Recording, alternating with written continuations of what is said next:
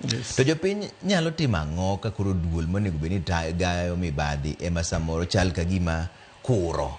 To kaso be bang'e tija kiyudo ka jopiny achiel gi to be ma giyiero jogi to gin giwegi be ma samoro ginyayo mibadhi. Ok ni gikia.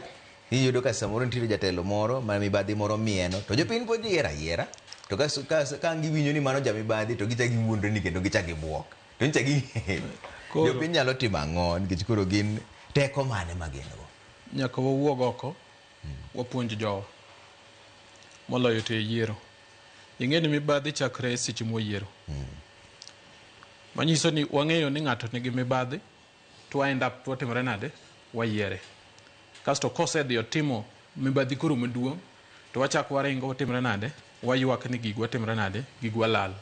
So by the time wadhi e yiero jowa nego opuonjgi gimiluongo ni civic education.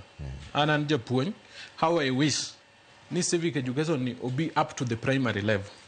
Ma nyathi dongo kong'eyo the values modongo go.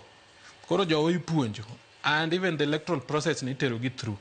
Nikech thoth joma gigwa lal irgi gin jowa ma wayiero.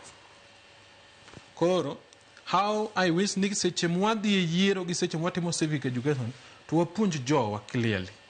Ni ng'ama osebedo tainted kik watimre nade kik wayier. So we cross check the background mar ng'ato. Ka en ng'ama clear to wayiero. But gima nawacho mibadhi osetimore. I still insist ni rech tok timre nade ok kethre gi e iwe. Rech chako gi iwi. Mano wan kaka jonam wang'eyo. Jowa gi ok nyal ng'eyo but wan wang'eyo ni kidwa ng'eyo ni rech ni ber ting'iyo wiye. To kata dala ka baba ok jamibadhi to onge kaka nyithindo nyalo bedo ang'o jamibadhi nikech kwa dongo to waneno characteristic mag baba. Koro wang'iye kako dongo to wacho ni in our family nwadak kama. Koro jowa mwayiero kaka jotendwa, let us be very keen. Wang'i their background, wang'i kuma giyae, wang'i their financial ability, magibiro seche campaign cha. To cross examine gi, to watimre nade. And this one can only be done inyalo mana tim during civic education. Koro agombo ni the civic education obed intensified. Then gini be nyalo bedo entrenched in our syllabus.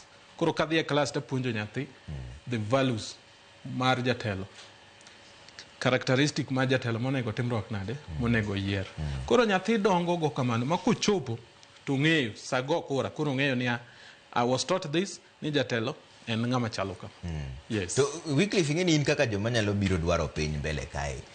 Kiseche miwuoyo gi jopiny dong' iseyude moko manyisi ni gole gimoro ma kitamori golo